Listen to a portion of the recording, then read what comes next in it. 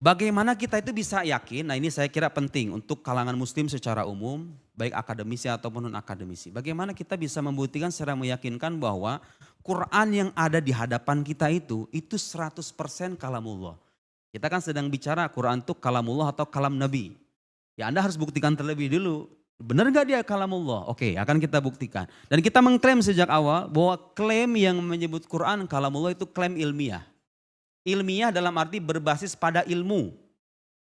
Ilmiah tidak selamanya harus bersifat empirik. Pengetahuan empirik itu hanya salah satu dari pengetahuan yang sahih. Tapi bukan satu-satunya. Oke. Ilmiah dalam arti berbasis pada ilmu dan logis tentunya. Semua klaim ilmiah tidak boleh bertentangan dengan hukum logika yang bersifat pasti. Satu, kita bisa melihat dari kepribadian orang yang membawa Al-Quran itu. Jadi kita ini, orang muslim ini diuntungkan dengan satu fakta. Bahwa sejarah Nabi kita itu terpaparkan sedemikian gamblang. Dari mulai lahir sampai wafat. Kepribadiannya, bagaimana cara berjalan, hatta fisiknya itu tergambarkan secara detail. Kemudian yang tidak kalah penting dari kepribadian Nabi Muhammad sallallahu alaihi wasallam itu, beliau itu sebelum jadi nabi pun diakui kejujurannya, integritasnya.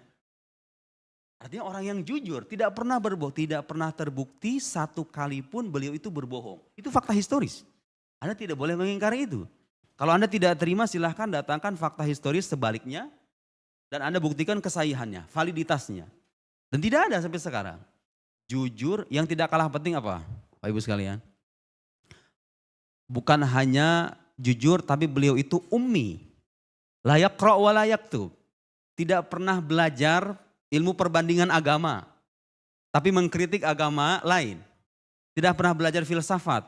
Banyak ayat-ayat Quran, ayat-ayat dalam Al-Quran yang menginspirasi para filsuf. Tidak pernah belajar sains, tapi ada isyarat-isyarat ilmiah dalam Al-Quran. Tidak pernah mendalami ilmu apapun kepada tokoh manapun. Saya tahu ada beberapa orientalis yang kadang berimajinasi, dia belajar sama Bahiro itu, pendeta Nasrani. Gimana buktinya? Kalau beliau pernah, seberapa lama itu belajar? Ini manusia agung yang sejarah kehidupannya detail. Kalau benar itu pernah belajar, saya yakin data-data historisnya pasti ada. Tapi nggak pernah ada, itu hanya halusinasi mereka aja.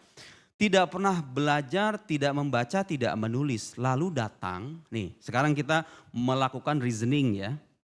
Khas para logikawan nih. Kita buat premis terlebih dulu. Tiba-tiba datang dengan kitab suci yang berisikan informasi terdahulu. Ada keluarga Imran, ada Ashabul Kahf, ada Nuh, Adam, Ibrahim, Ismail, Ishak. Kemudian kisah Luqman, Yusuf alaihissalam.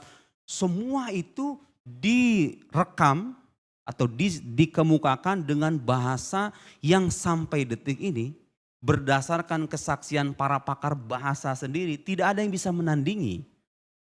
Jadi pengetahuan tentang masa lampau, tentang eskatologi, alam akhirat itu dijabarkan dalam Al-Quran seperti apa surga, neraka, hisab, kemudian nasib para pendurhaka, Fir'aun dan seterusnya dijabarkan.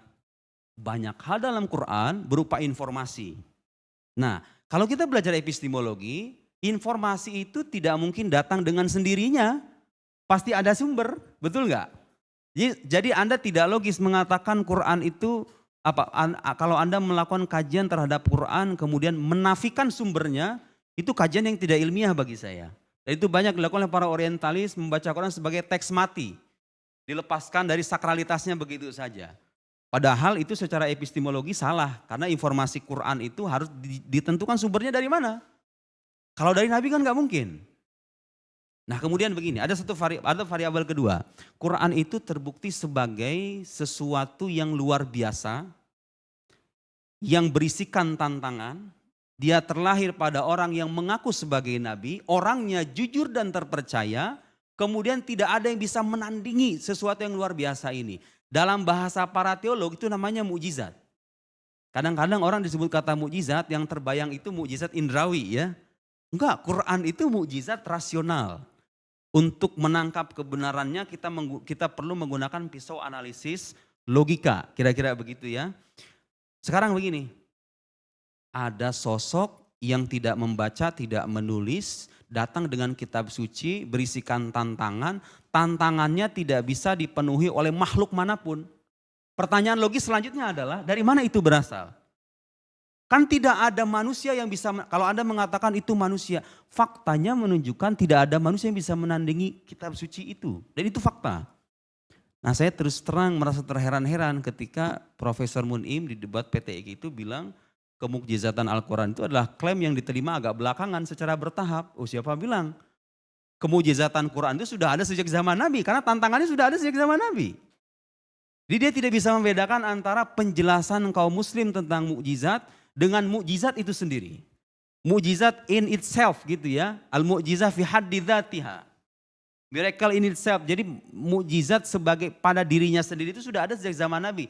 Hanya saja penjelasan, rincian, uraian memang muncul belakangan. Tapi Anda harus bisa membedakan itu antara fakta mukjizat dengan penjelasan kaum muslim terhadap mukjizat. Dua hal yang berbeda ya. Jadi kemukjizatan Quran itu sudah ada sejak zaman Nabi dan faktanya diakui sama orang-orang hidup di zaman Nabi. Mungkin Anda bertanya, memang kenapa yang harus menjadi bukti itu harus mukjizat?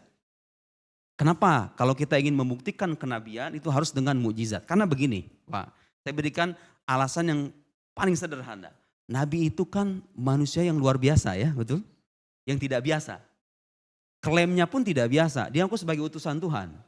Itu klaim yang luar biasa loh. Aku adalah utusan Tuhan, penguasa jagat raya. Klaim yang luar biasa, sosok yang tidak biasa, secara otomatis kalau ingin mendatangkan bukti kebenarannya harus datang dengan sesuatu yang luar biasa, betul nggak? Kan nggak mungkin misalnya orang mengaku sebagai nabi, lu apa bukti kenabian kamu? Oh, bukti kenabian saya bisa membuat kucing mengeong. Atau membuat anjing menggonggong. Semua orang itu sebuah fakta yang biasa-biasa saja. Saya bisa menyetir mobil di tengah jalan raya. Semua orang juga bisa. Jadi kalau Anda ingin membuktikan kenabian satu sosok, maka bukti itu harus berasal dari sesuatu yang luar biasa. Yang gak bisa ditandingi sama manusia manapun. Baru ketika itu kita sampai pada kesimpulan, oh kalau begini ini bukan dari manusia. Dari siapa kalau bukan selain Khalik Subhanahu wa ta'ala. Kalau memang manusia tidak ada yang terbukti bisa menandingi, lantas dari mana kita bisa membuktikan sumber itu kalau bukan dari Tuhan? Kira-kira begitu ya. Yang tidak kalah penting, hadirin sekalian, Quran itu punya keistimewaan yang tidak dimiliki oleh kitab suci umat agama lain. Dia sampai kepada kita secara masif, melalui periwayatan yang masif. Jadi kalau kita baca Quran sekarang, dan kita belajar ilmu qiraat, kita datang kepada syekh itu bisa menjelaskan, saya menerima bacaan dari fulan, fulan dari fulan, fulan dari fulan. Dan itu jalur periwayatannya banyak sekali. Keistimewaan Quran yang tidak ada dalam kitab suci umat agama lain, yang membuat kita yakin dengan keotentikannya itu periwayatan lisan. Alif lam mim dengan alam taro itu tulisannya sama, betul nggak? Alif lam mim, betul nggak? Tapi kenapa bisa beda? Karena Quran itu sandarannya itu bukan teks tertulis, bukan dokumen tertulis. Dan ini kadang-kadang yang menjadi kekeliruan para orientalis. Mereka ingin mengkaji Quran dari pendekatan historis, pendekatan tekstualis, dari kajian-kajian manuskrip begitu ya. Lalu dari kajian manuskrip itu mereka berupaya untuk mempertanyakan keotentikan Al-Quran. Bagi saya secara epistemologis itu sudah keliru.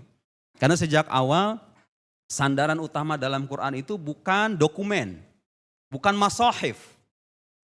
Tapi talaqi, penerimaan langsung secara lisan. Dan karena itu cara bacanya pun diatur, betul tidak?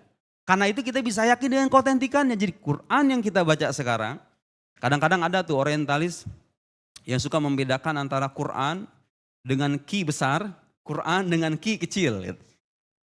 Iya kira-kira begitu. Padahal Quran tuh gak jauh beda. Quran yang Anda baca sekarang dengan dibaca Nabi Muhammad dengan sahabat itu sama. Tapi kan ada kiroat, kita mengakui kiroat yang berbeda-beda. Tapi semuanya diajarkan sama Nabi. Dari mana kita bisa tahu? Karena adanya periwayatan lisan yang masif itu. Kita bisa memverifikasi itu. Ini riwayat ini benar atau salah? Mutawatir atau syaddah? Begitu ya. Nah dengan ada 3 variabel itu, bahwa Quran itu terbukti sebagai sesuatu yang tidak tertandingi oleh makhluk. Maka kita bisa yakin sepenuhnya bahwa dia berasal dari Sang Khaliq. Allah Subhanahu wa taala. Gitu ya.